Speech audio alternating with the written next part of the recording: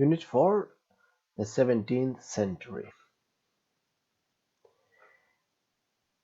Okay, first of all, we're not going to study the whole unit this year because we don't have time, but at least we're going to focus in the last part of the unit, that is the one devoted to Spain in the 17th century.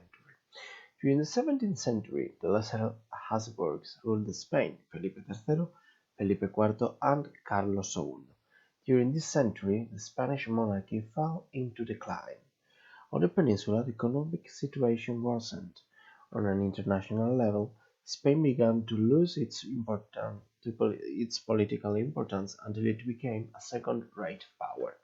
The lesser Habsburgs found themselves under governmental obligation by delegating power to the trusted advisors, who acted as prime minister and were known as validos. The validos used their power to become rich and gave up positions of power and privilege to their supporters and family. This corruption increased rivalry among the different groups of nobles, leading to conspiracies. Durante el siglo XVII, los Austrias menores, Felipe III, Felipe IV y Carlos II, gobernaron España. Se les llama Austrias menores porque en esta etapa estamos hablando del declive del Imperio Español, en contraposición con los Austrias mayores, que fueron Carlos I y Felipe II, que son el apogeo del Imperio hispano. En la península la situación económica empeoró, pero es que además a nivel internacional España empezó a perder importancia política hasta convertirse en una potencia de segunda categoría. Pasamos de ser el poder hegemónico en el mundo a ser un país de segunda. Los Austrias menores se liberaron de las cargas gubernamentales y delegaron las tareas del gobierno en una suerte de primer ministros que eran los validos, que a su vez eran los, los mejores y más fieles consejeros del rey. Estos validos, a su vez, se aprovecharon y tomaron ventaja del poder que les había tocado del rey para enriquecerse y privilegiar a su familia y a sus redes clientelares, es decir, a sus amigos. La corrupción aumentó además la rivalidad entre los diferentes grupos de nobles, lo que llevó a varias conspiraciones. Este es el valido de Felipe III, que era el rey de la imagen anterior. Este es el duque de Lerma. During Felipe III's reign, his valido, the Duke of Lerma, governed. Spain was bankrupt, so to reduce expenses the armed conflicts were ended. A peace treaty was signed with England and a truce was declared with the Protestants in the Low Countries. In 1609, the expulsion of the Moriscos was ordered. They were accused of being fake Christians and of practicing their own religion in secret, what was partially true. Felipe III wished to demonstrate his commitment to Catholicism and compensate for ceding to the Protestants in the Low Countries. In addition, the Moriscos were considered untrustworthy by the rest of the population. This expulsion had an extremely negative effect on the Spanish economy, particularly in agriculture. Con Felipe III va a ser su valido, el duque de Lerma, quien gobierna, y de hecho se va a producir un extraño episodio que va a ser el traslado temporal por 2 años de la capital de Madrid a Valladolid. Y esto se va a deber a un negocio muy turbio que tenía el valido para enriquecerse. Bueno, como el Estado estaba en bancarrota, se firmó la paz con Inglaterra, en el famoso Tratado de Londres, que fue muy ventajoso para España, por cierto, y se firmó una tregua, no una paz, pero una tregua, se pararon los combates con los protestantes de los Países Bajos, con lo que hoy en día son, pues eso, Holanda. En 1609 se decretó la expulsión de los moriscos. Les acusaba de practicar su fe en secreto, cuestión que era bastante cierta, y con esto el rey lo que pretendía era demostrar su compromiso con el catolicismo, ya que previamente había firmado la paz con los protestantes, con Inglaterra y con los Países Bajos. Los moriscos eran considerados como gente poco de fiar porque en aquel momento los piratas berberiscos asaltaban las costas españolas y se creía que los moriscos apoyaban y ayudaban a estos piratas a asaltar los pueblos españoles. Esta expulsión tuvo un efecto muy negativo en la economía, por si nos fuera poco mal, ya que pues, estos moriscos eran principalmente agricultores, agricultores muy buenos, muy capacitados, y afectó especialmente a las zonas de Aragón y de Valencia.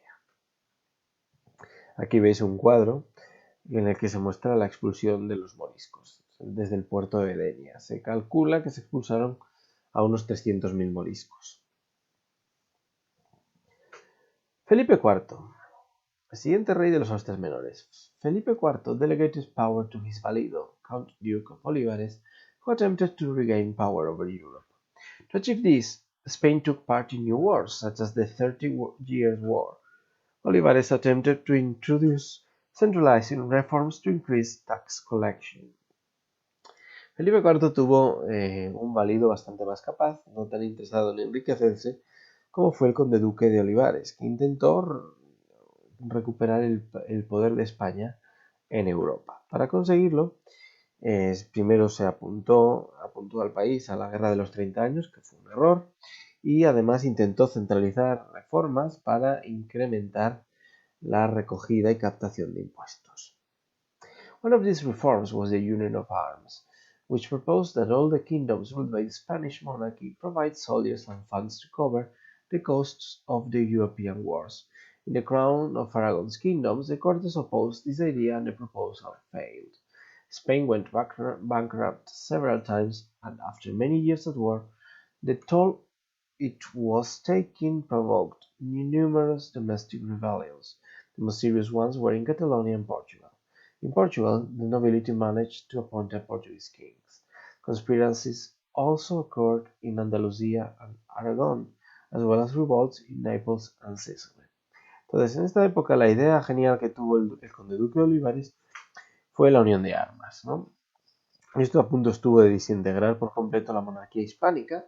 Ya no solo hablo del imperio, sino lo que es la propia unidad de España, porque lo que proponía era algo de bastante sentido común, que era simplemente que no solo Castilla financiara el ejército que estaba luchando en Europa, sino que el resto de los reinos que componían la monarquía hispánica, Portugal, la Corona de Aragón, Nápoles, etc., aportasen dinero para las guerras comunes.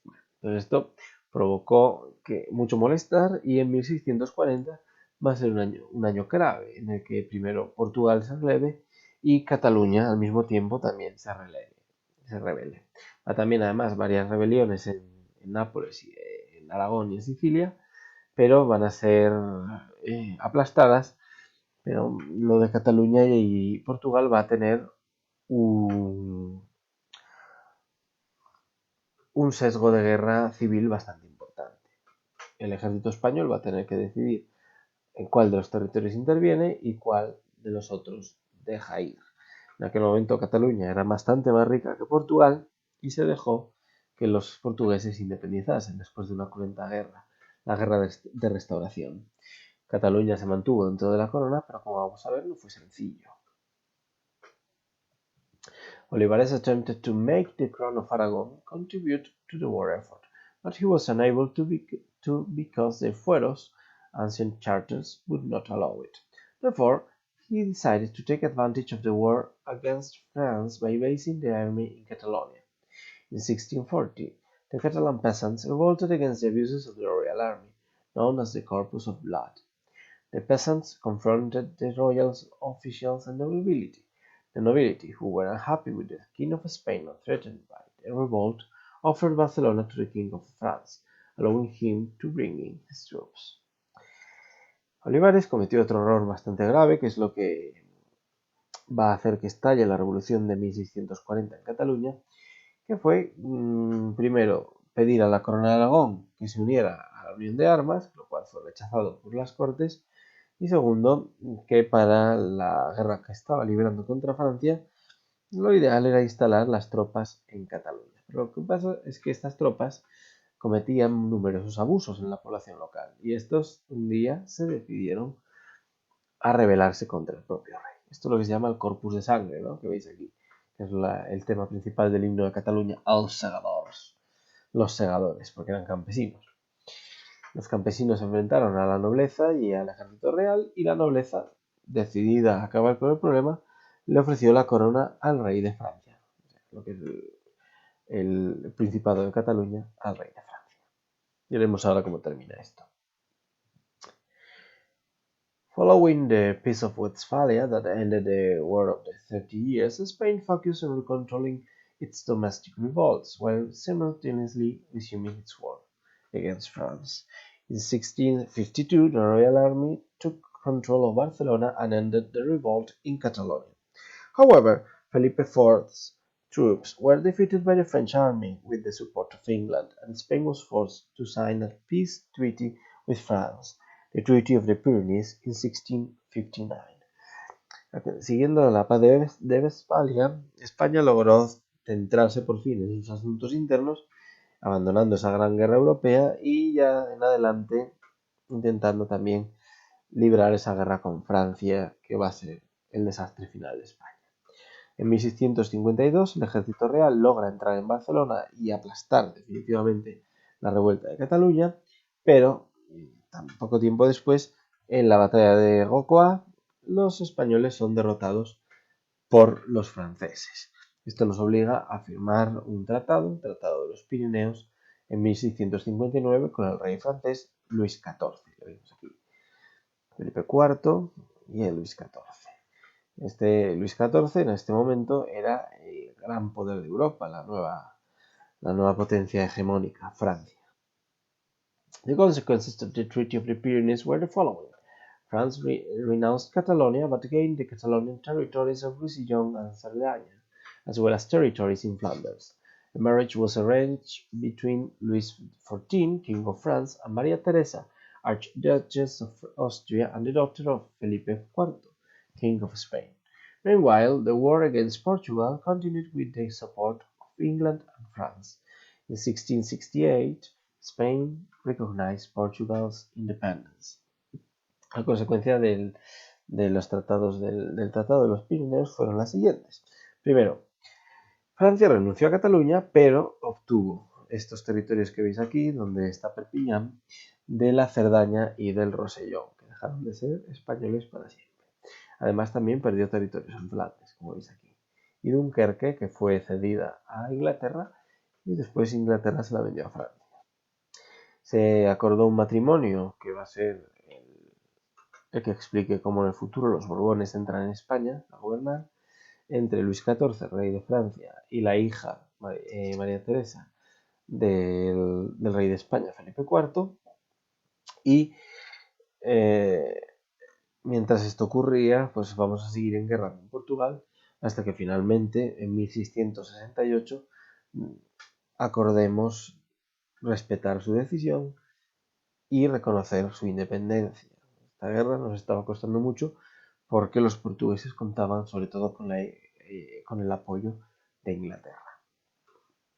And finally, Carlos II, 1665 till 1700.